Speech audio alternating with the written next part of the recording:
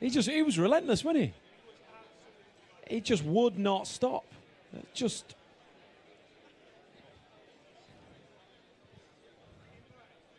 Exactly. Just for that.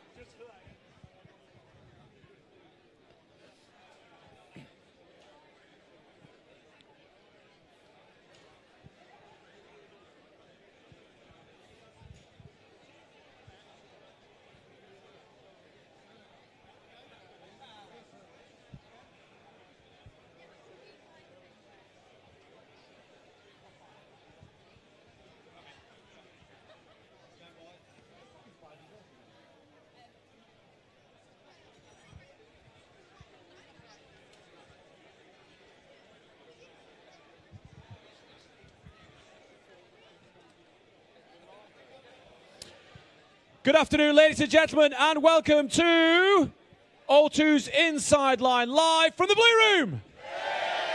Yes, we are live on Facebook. So many people have very kindly come and joined us, and we've got a very, very special guest who is going to join us on stage for a quick chat prior to the England-Samoa game.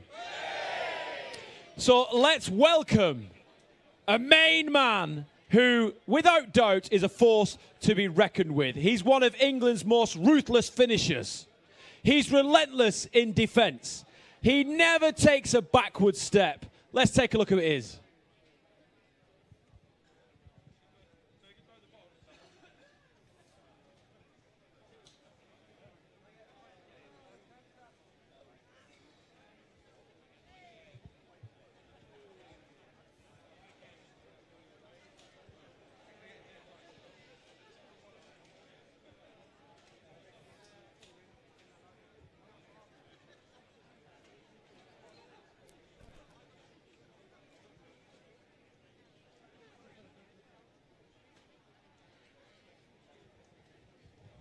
Let's welcome the one, the only Ben Teo!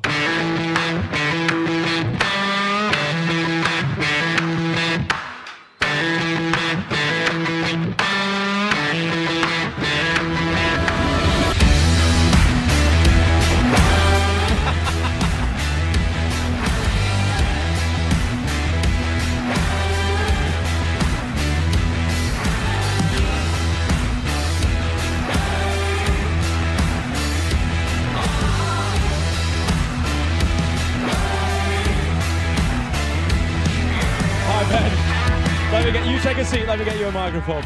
Ladies and gentlemen, big round of applause. Ben Teo, everyone. All right, Ben, now first things first, and the obvious question is, what have you done? How's the ankle healing up? I did an ankle syndesmosis injury, so I had a tight rope put in about 3 weeks ago, so holding my ankle together.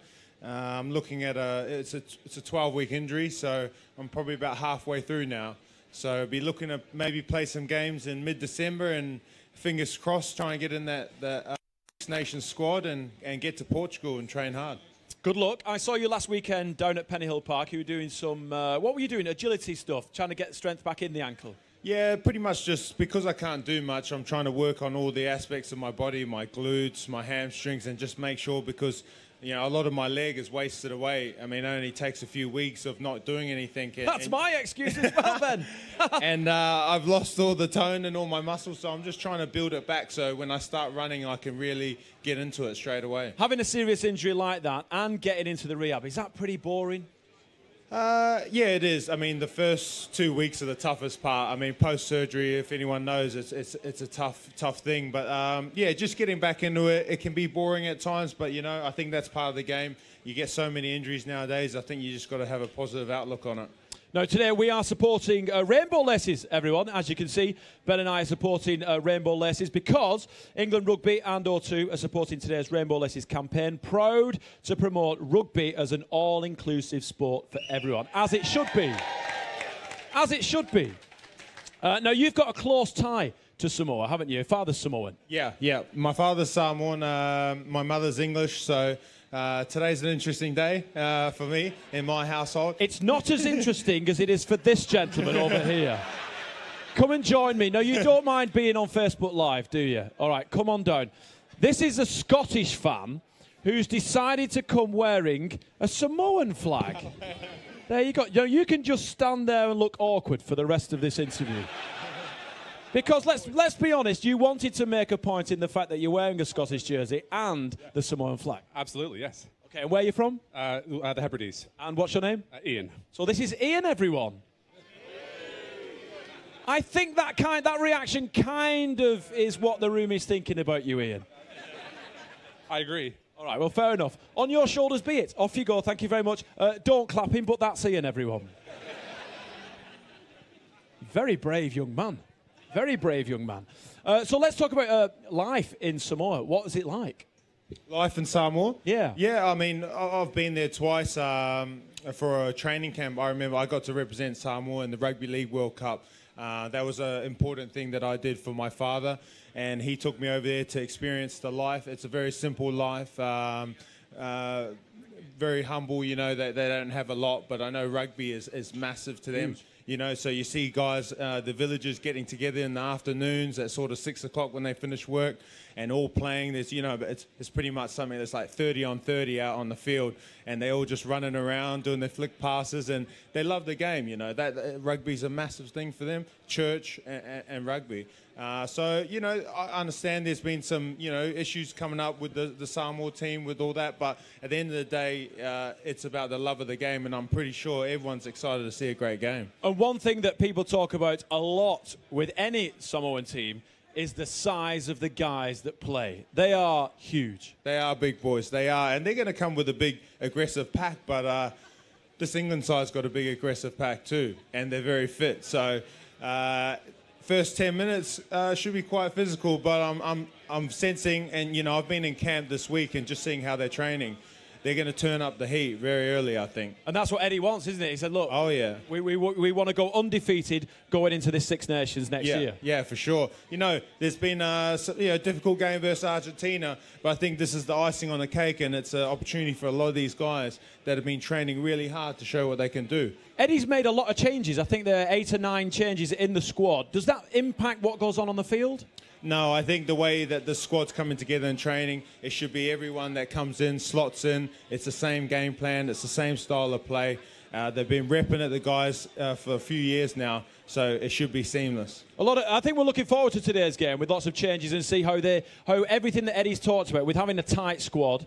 You know, not much difference between the starters and the replacements. So it's going to be an interesting contest today, especially against Samoa. Now, we've got questions from the fans. Are you ready? Yeah, I'm ready. This one's from Alex. What's the best ever Christmas present you've received? Oh, that's an easy one. I think it was back in 1996. It was the Jonah Lomba Rugby PlayStation game. Yeah. I mean, that for me, I mean, that's my childhood. That's my childhood, that game. So, I mean, me and my brother played that a lot. Favourite Christmas song? I Saw Mummy Kissing Santa Claus. That's a nice one. I like that one. And we'll move on from that one. John says, favourite roast dinner and why? Are you a chicken or a roast beef or a... Roast beef. Roast beef? Roast beef. Yeah. Do you have gravy? Always. Favourite accompaniment in a Sunday roast? I'm all about the potatoes, to be honest. I probably shouldn't be, but... Roasted, mashed? Roasted. Right, yeah. okay. Yeah. But I like to venture around and try different roasts around the countryside. All right, fair enough. Stop it. It's early in the afternoon. We're not taking it there, and there are children present. Ave and Casey want to know, they're from Tamworth. What do you have for breakfast? For me, it would be omelettes, I'd say, is what I eat mostly. Omelettes and porridge. No, don't take this the wrong way, but are you a kind of guy in camp who struggles keeping weight on or struggles keeping weight off? Struggles keeping weight off. Right. Yeah. So, I mean, for me, I try and be as clean as possible. I wish I was one of the guys that had to put the weight on. They're very lucky, those guys. No, we're not. Courtney Laws is one of them, and he gets unlimited room service. So there's at Penny Hill, there's a room service menu, and there's a restricted and a non-restricted. Yeah, really? Yeah, if you're nice and skinny, you get on that non-restricted. Oh, I'm non-restricted. Yeah. Yes. Cook breakfast for dinner. Red Roses versus Canada a little later on after the men's match. Are you going to stick around and watch it because it's going to be a competitive game? Yeah, I will. I mean, I was lucky enough to meet some of the girls in the photo shoot, and I know they've been training hard as well. They've had a lot of success, and they're looking for 3 wins, I hear. So, yeah, I'll stick around to watch that game for sure. All right, good man. Now, Alex from Hertfordshire wants to know, what's your perfect Sunday? That's a good question. Oh, my perfect Sunday. It's quite boring. It would probably just be relaxing on the couch. You know, probably hopefully had won the day before. So sitting on the couch and probably have a little bit of junk food. All right. And are you a box set type of guy? No, or a movie guy? Yeah, I'm a documentary guy. Okay. Are you watching Blue Planet at the moment? That's no, amazing. I'm not. No. Not yet. Come on. Give me time. That's because you're re-watching Strictly Come Dancing, which is on tonight it is. on BBC One. Mark from Suffolk wants to know, would you prefer to watch the 2003 Rugby World Cup or Strictly Come Dancing? The World Cup. Would you take part in Strictly Come Dancing if you had a decent ankle? No, I wouldn't never do that. Oh, come on. There's a lot of people that would like to see England represented on Strictly Come Dancing. You'd look good in some tight sequins. You reckon? Yes, absolutely. I'll have a think about it. Chris from Southampton wants to know, what's the toughest team you've had to face and why? The toughest team I've had to face, I think the All Blacks are tough. You know, I think they're very physical, they're fit, but they're very smart the way they play. So I think when I played the All Blacks with the Lions, I thought I learned a lot that day, and I definitely left thinking, you know, that's the benchmark, and that's where you want to be. They're facing Wales today. That's not going to be an easy game for the All Blacks, is it? No, it's not. No, it's not. I think, you know, Wales, you know, they've got a few injuries, but they're starting to blood some good young players too, so it'll be an interesting game. All right, quick one, last one from Luke in Clapham says, who was the best tourist on the Lions tour? Who was the best tourist? I mean, I'd have to say Carl Sinclair. I thought he was awesome on that tour, on and off the field. You know, I think he really came out of his shell. He brought a lot of entertainment to the team. I think if you asked a lot of the British and Irish Lions who their favourite tourist was, I'd say Carl Sinclair would be one of them.